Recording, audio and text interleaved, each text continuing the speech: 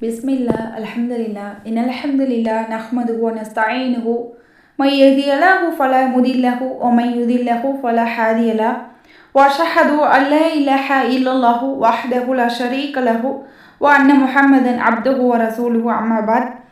قال نبي صلى الله عليه وسلم إن أصدق الحديث كتاب الله وأحسن الهدي هدي محمد صلى الله عليه وسلم وشر الأمور محدثاتها وكل محدثة بدعة وكل بدعة ضلالة وكل ضلالة في النار. வார்த்தைகளில் சிறந்தது அல்லாஹ்வுடைய வார்த்தை என்றும் வழிகாட்டுதலில் சிறந்தது முஹம்மது நபி ஸல்லல்லாஹு அலைஹி வஸல்லம் அவர்களின் வழிகாட்டுதல் என்றும், காரியங்களில் மிக மிக கெட்டது மார்க்கத்தில் புதுமையை உண்டாக்குவது, ஒவ்வொரு புதுமையான காரியங்களும் வழிகேடுகள் அனைத்தும் உங்களை நரகத்திற்கு இட்டுச் செல்லும் என்பதை நபி பெருமானார் ஸல்லல்லாஹு அலைஹி வஸல்லம் அவர்கள் இந்த மனித சமூகத்திற்கு எடுத்துரைத்ததை தற்போது உங்களுக்கு ஞாபகப்படுத்தியவளாக எனது உரையை ஆரம்பம் செய்கிறேன். ஃபஅஊது பில்லாஹி மினஷ் ஷைத்தானிர் ரஜீம். பிஸ்மில்லாஹிர் ரஹ்மானிர் ரஹீம். அல்ஹம்துலில்லாஹ். இன் தி நேம் ஆஃப் அல்லாஹ். இந்த குழுமத்தின் வாயிலாக பாகம் 1ல் கலிமா ஷஹாதாவை எப்படி அறிவின் ஒளியில் நம்ம அணுகணும்னு சொல்லிட்டு பார்த்தோம். இன்ஷா அல்லாஹ் இன்று அதனுடைய தொடர்ச்சியாக சூரா ஃபாத்திரில் 35வது அத்தியாயத்தில் 28வது வசனத்தில் அல்லாஹ் சுப்ஹானஹு வ தஆலா சொல்லி காட்டுறான், அவனுடைய அடியார்களில் அறிவுடையவர்களே அல்லாஹ்வுக்கு உண்மையான அச்சம் கொள்கிறார்கள் அப்படின்னு சொல்லிட்டு. அப்போது அறிவுடையவங்க தான் அல்லாஹ்விற்கு பயம் கொள்றதுலேயும் உண்மையாக இருக்காங்க அப்படிங்கிறத அல்லாஹ் இந்த இடத்துல தெளிவுபடுத்துகிறான். இப்போது சுன்னாவுக்கு முன்னாடி குரானையும் நான் பார்க்கறதுக்கு முன்னாடி அல்லாஹ் இறைவன் தான் எனக்கு ரொம்ப முக்கியம். இப்போ இறைவனை வணங்கக்கூடிய நாம் வாய்மொழி ஷஹாதா மூலம் மட்டும் இருக்கக்கூடாது. அதுக்கு நிறைய நிபந்தனை இருக்குது. அந்த நிபந்தனைகள் கூடவே சில வரைமுறைகளும் இருக்குது. அப்போ வரைமுறைக்கு உட்பட்டு போனாதான் நான் இந்த கலிமாவை உள்ளார எடுத்துக்கிட முடியும், என்னோட லைஃப் லாங் கொண்டு போக முடியும். அறிவுபூர்வமாக லா இலாஹா இல்லல்லாஹ், அல்லாஹ் ஒருவன் தான், வணங்க தகுதியானவன் அவன் ஒருவன் மட்டும்தான் அப்படிங்கிறது. இலாஹ் அப்படின்னா வணங்க தகுதியானவன், அப்போது அவன் ஒருவன் தான், அதில் எந்த மாற்று கருத்துமே இல்லை. இதில் எந்த மாற்று கருத்து நான் வச்சுக்க கூடாது. இரண்டாவது, உறுதியாக நான் நம்பணும். லா இலாஹா இல்லல்லாஹ் பொருளை உணரணும். அந்த பொருளை உணர்ந்து நான் இந்த கலிமாவை சொல்லியிருக்கேனா, உள் வாங்கியிருக்கேனா அப்படிங்கிறத சிந்திக்கக்கூடியவங்களாக இருக்கணும். அல்லாஹ்வுடைய வல்லமை என்னன்னு நான் தெரிஞ்சு வச்சுருந்துருக்கணும், எனக்கு தெரியணும். அல்லாஹ்னா யார், அவனுடைய வல்லமை என்ன, அவனுடைய ஆற்றல் என்ன, அவன் எப்படிப்பட்டவன், அவனுடைய பண்புகள் என்ன, இதெல்லாம் எனக்கு என்னுடைய வாழ்க்கையில் நான் தெரிஞ்சிருந்துருக்கணும். அது என்ன, அல்லாஹ் மட்டும்தான் வணங்க தகுதியானவனாக இருக்கான், அதில் எந்த சந்தேகமே எனக்கு இல்லை. உறுதியாக இருக்கணும். அந்த கலிமாவுக்கு நான் கட்டுப்படணும். கட்டுப்படுதுங்கிறது வாயால் மட்டும் இல்லை, உடலால் உள்ளத்தால் கட்டுப்பட்டு நடக்கிறது. இக்லாஸோடு இருக்கணும். கலிமாவை நேசிக்கக்கூடியவங்களாக இருக்கணும். அப்போ தான் அல்லாஹ்வுடைய வல்லமை என்னன்னு என்னால் தெரிஞ்சுக்க முடியும், இல்லையா? இப்போ அறிவை கொண்டு உண்மையான அர்த்தத்தை புரிஞ்சுக்கிறதுனா, அதாவது அல்லாஹ்வை தவிர வணக்கத்திற்குரியவன் வேறு யாருமே இல்லை அப்படிங்கிறத ரொம்ப ஸ்ட்ராங்காக நம்ம பதிய வச்சுக்கணும். அடுத்து இதில் நம்ம உறுதிப்பாட்டோடு இருக்கணும். எந்த பயமோ சந்தேகமோ எதுவுமே நம்ம உள்ளத்தில் இருக்கவே கூடாது. கலப்படமே இருக்கக்கூடாது. எந்த ஒரு மிக்சிங்குமே இருக்கக்கூடாது. லா இலாஹா இல்லல்லாஹ் இந்த வாக்கியத்தின் மேலே, இந்த ஷஹாதா மீது முழுமையான மன உறுதியோடு நம்பணும். அதை நான் ஏற்றுக்கணும். லா இலாஹா இல்லல்லாஹ் இந்த கலிமா கோரக்கூடிய உண்மைகளை நாவால் கூறி மனதால் நான் ஏற்றுக்கணும். கட்டுப்படுங்கிற போது, கட்டுப்படுதல் அப்படின்னா துன்பத்துலேயும் சரி இன்பத்துலேயும் சரி எனக்கு லா இலாஹா இல்லல்லாஹ் அப்படிங்கிற உறுதியில் நான் அப்படியே இருக்கணும். இப்ராஹிம் நபி அல்லாஹ்வின் மீதுள்ள நம்பிக்கையை விட நெருப்பு கிடங்கில் தூக்கி வீசப்பட்ட நேரம் கூட ஹஸ்புன் அல்லாஹ் வ நிஅமல் வக்கீல் அப்படின்னு உறுதியாக தான் இருந்தாங்க. எந்த விதத்துலையும் அவங்களுடைய கட்டுப்படுதல் அந்த இடத்துல மாறவே இல்லை. அவ்வளோ உறுதியாக இருந்தாங்க. அப்போ கட்டுப்படுதல், கீழ்ப்படிதல், பணிவு இதெல்லாம் அல்லாஹ்வுடைய கட்டளைகளுக்கு முழுமையாக நம்ம பணிஞ்சு நிற்கணும்.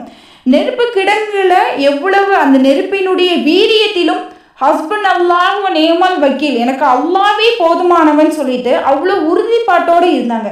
அதுதான் அந்த கட்டுப்படுறது.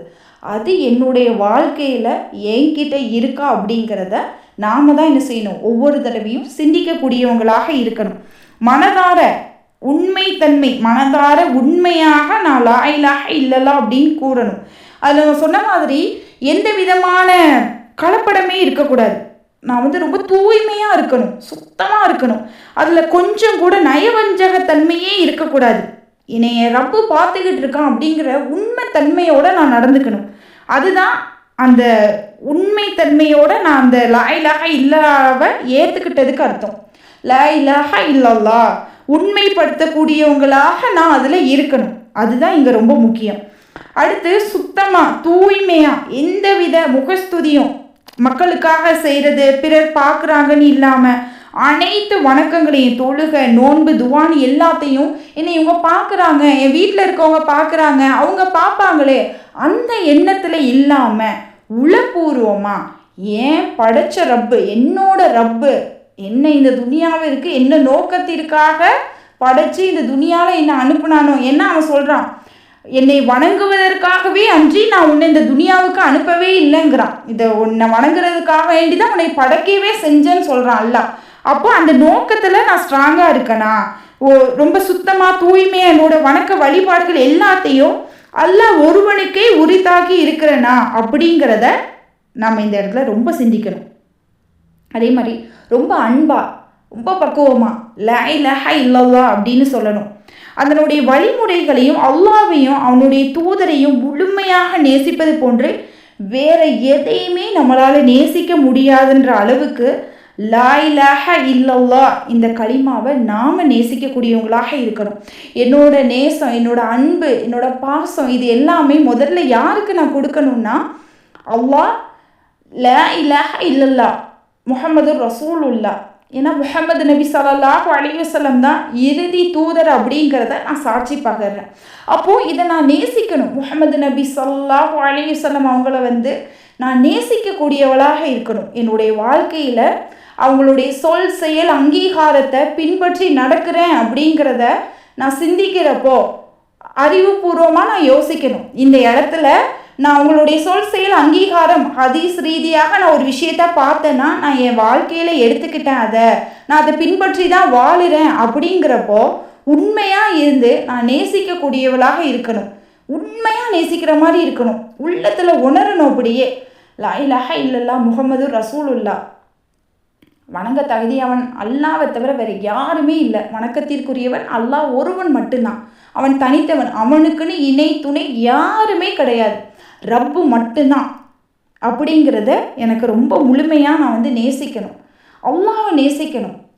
அல்லாஹ்வை பற்றின பண்பு, அவனுடைய ஆற்றல், அவனுடைய படைப்பு எல்லாத்தையும் பற்றி நான் சிந்தித்து அவனை நேசிக்கக்கூடியவளாக நடந்துக்கணும் என்னுடைய வாழ்க்கையில். அப்படி நான் இருந்தால் மட்டும்தான் என்னுடைய வாழ்க்கையில் நான் என்ன செய்ய முடியும், வெற்றியை பார்க்க முடியும். அல்லாஹ் சுப்ஹானஹு வ தஆலா அல் குர்ஆனில் 47வது அத்தியாயம் 19வது வசனத்தில் அல்லாஹ் சுப்ஹானஹு வ தஆலா சொல்லி காட்டுறான், நிச்சயமாக அல்லாஹ்வை தவிர வணக்கத்திற்குரிய வேறொரு இறைவன் இல்லை என்பதை நீர் உறுதியாக அறிந்து கொண்டு உமது தவறுகளை மன்னிக்க கோருவதுடன் நம்பிக்கை கொண்ட ஆண்களுக்கும் பெண்களுக்கும் மன்னிப்பு கோருவீராக. நம்பிக்கையாளர்களே, உங்கள் நடமாட்டத்தையும் நீங்கள் தங்கும் இடங்களையும் அல்லாஹ் நன்கு அறிவான்னு சொல்லிட்டு அல்லாஹ் சொல்லி காட்டுறான். அப்போ சொல்லும் போதே அல்லாஹ் முதல்ல ஆரம்பத்திலே சொல்லி காட்டுறது எப்படி சொல்லி காட்டுறான் பாருங்க. நிச்சயமாக அல்லாஹ்வை தவிர வணக்கத்திற்குரிய வேறொரு இறைவன் இல்லை அப்படிங்கிறத உறுதியாக அறிஞ்சு கொண்டு என்னோட தப்பை நான் மன்னிப்பு கேட்குறேன். அல்லாஹ் கிட்ட போய் நான் பாவ மன்னிப்பு தேடுறேன். என்னோட தவறுகளை மன்னிக்க சொல்லி கேட்குறேன்.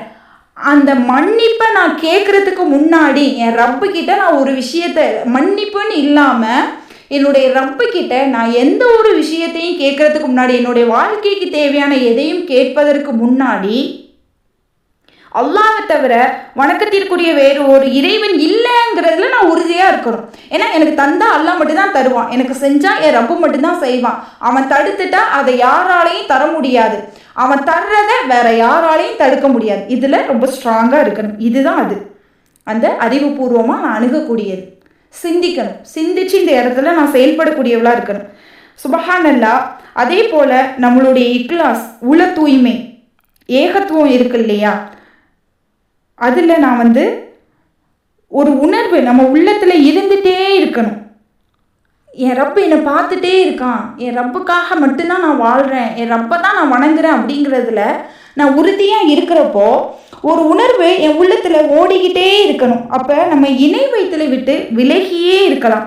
இணை வைத்தலில் நான் போகவே மாட்டேன், என் ரப்பு என்னை பார்த்துட்டே இருக்கான் அப்படிங்கிற ஒரு எண்ணத்தில் நான் வாழ்கிறப்போ என்னுடைய உள்ளத்துக்குள்ளே வேறு எந்த விதமான கெட்ட எண்ணமோ கெட்ட செயலோ செய்யணுங்கிற எண்ணம் எனக்கு வரவே வராது.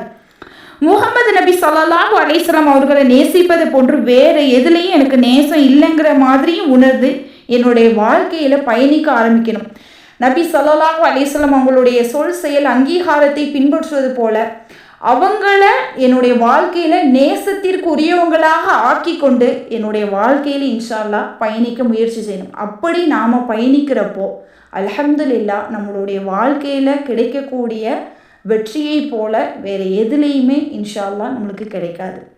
வாஹிர் தவானா அல்ஹம்துலில்லாஹி ரப்பில் ஆலமீன் சுப்ஹானக அல்லாஹும்ம வபிஹம்திக அஸ்ஹது அல்லா இலாஹா இல்லா அன்த அஸ்தக்ஃபிருக வ அத்தூபு இலைக். இன்ஷா அல்லாஹ் இது போன்று பயனுள்ள தகவல்களுக்கு in the name of Allah YouTube சேனலை மறக்காமல் சப்ஸ்கிரைப் பண்ணி வச்சுக்கோங்க. பக்கத்தில் இருக்க பெல் ஐக்கானையும் கிளிக் பண்ணிக்கோங்க. அப்போ தான் நான் போடுற எல்லா வீடியோக்களும் உங்களுக்கு நோட்டிஃபிகேஷனில் வரும். அஸ்ஸலாமு அலைக்கும் வரஹ்மத்துல்லாஹி வபரகாத்துஹு.